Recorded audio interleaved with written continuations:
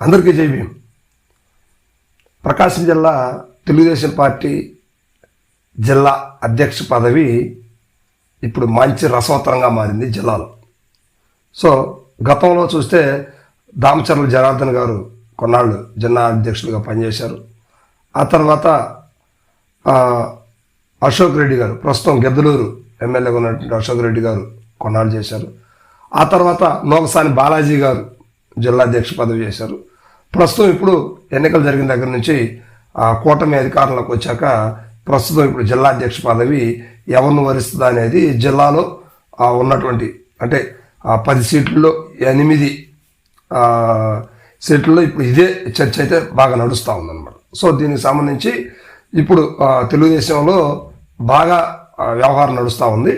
ఇప్పుడు ఎవరికి ఇస్తారా, తెలుగుదేశంలో దానికి సమర్థులు ఎవరా అని ఆలోచిస్తున్నా. అయితే గతంలో తెలుగుదేశం పార్టీకి సంబంధించి దామచర్ల జనార్దన్ గారి తర్వాత పశ్చిమ ప్రకాశంలో అదే అశోక్ రెడ్డి గారు పశ్చిమ ప్రకాశానికి ఇచ్చారు. ఆ తర్వాత మరలా నోగసాని బాలాజీ గారికి ఇవ్వడంతో పశ్చిమ ప్రకాశంలో కొంచెం పార్టీ తెలుగుదేశం పార్టీ కూడా కొంచెం వీక్ అని చెప్పుకోవచ్చు. అక్కడ ఎక్కువ వైఎస్ఆర్సీపీ గతంలో కాంగ్రెస్ నడిచింది. అట్లాంటి పరిస్థితుల్లో అక్కడ పార్టీ బలోపేతానికి పశ్చిమ ప్రకాశంలో మరలా ఎవరో ఒకరికి ఇవ్వాలనేది అధిష్టానం నుంచి ఆలోచిస్తున్నటువంటి తీరైతే కనిపిస్తూ ఉంది. సో దానికి అనుగుణంగా 2 పేర్లు మాత్రం ఇప్పుడు తెరపైకి వచ్చినాయి. వాళ్ళిద్దరే ప్రస్తుత కనిగిరి ఎమ్మెల్యేగా ఉన్నటువంటి ముక్కు ఉగ్ర నరసింహారెడ్డి గారు, అదేవిధంగా దర్శి స్వల్ప ఓట్లతోటి ఓటమి పాలైనటువంటి దర్శి ఇన్ఛార్జిగా ఉన్నటువంటి గొట్టిపాటి లక్ష్మి గారు. వీళ్ళిద్దరు కూడా వృత్తిరీత్యా డాక్టర్లు అని చెప్పుకోవచ్చు. అయితే డాక్టర్గా ఉన్నప్పుడు కూడా రాజకీయ అరంగేట్రం చేసి ఇప్పుడు ప్రస్తుతం కూటమి ప్రభుత్వంలో ఉన్నారు. అయితే లక్ష్మి గారు స్వల్ప ఓటులతో ఓడిపోవడంతో పాటు ఇన్ఛార్జిగా ఇక్కడ వ్యవహరిస్తున్నారు.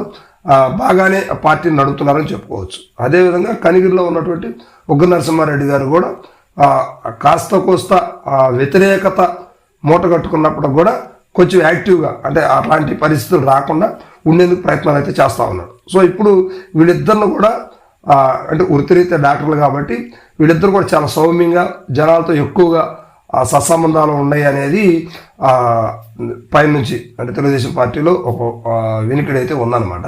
సో ఇప్పుడు వీళ్ళిద్దరికి కూడా జిల్లా అధ్యక్ష పదవి ఇద్దరిలో ఎవరికి ఇవ్వాలనేది ఇప్పుడు తెలుగుదేశం పార్టీ అధిష్టానం బాగా ఆలోచిస్తూ ఉన్నారు. సో మొత్తం మీద మాత్రం లక్ష్మికి ఇస్తే ఉగ్ర నరసింహారెడ్డి గారు కొంచెం ఇబ్బంది పరిస్తుంది.